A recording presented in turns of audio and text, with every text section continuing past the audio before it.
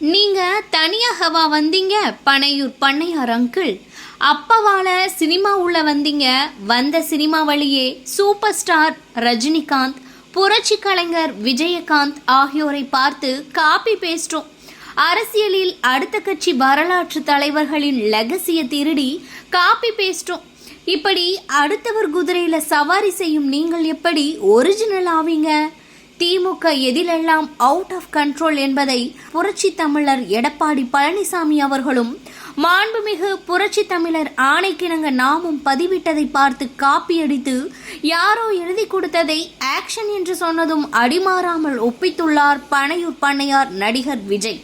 சொந்தமாக ஒரு வரியையே பேச தெரியாதவர் அடுத்தவர் வரலாற்றை பற்றி கேள்வி கேட்கலாமா?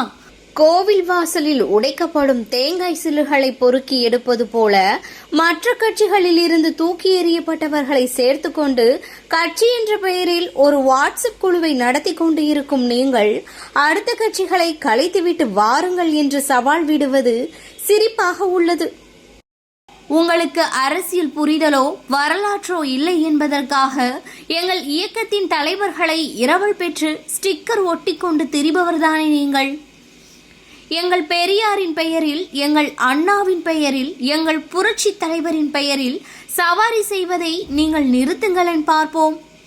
எங்கள் முழக்கம் இன்றும் அண்ணா நாமம் வாழ்கதான்.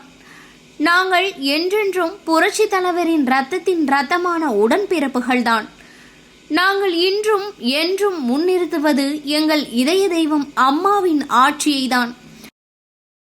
அம்மாவின் ஆட்சி அமைய அணிலாய் இருந்ததாக சொல்லிய உங்களை மிகப்பெரிய துயரத்தின் போது 41 பேர் மரித்த போது பேசக்கூடாது என்ற அம்மா கற்றுத்தந்த அரசியல் பண்போடுதான் மாண்புமிகு புரட்சி தமிழர் எடப்பாடி பழனிசாமி அவர்கள் நாகரிகத்தோடு நடந்து கொண்டார்.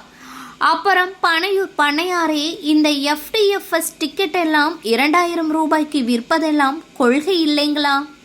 அப்படி பார்த்தா உங்களுக்கு ஒரு 30 வருஷம் கொள்கை அனுபவம் இருக்குதானே?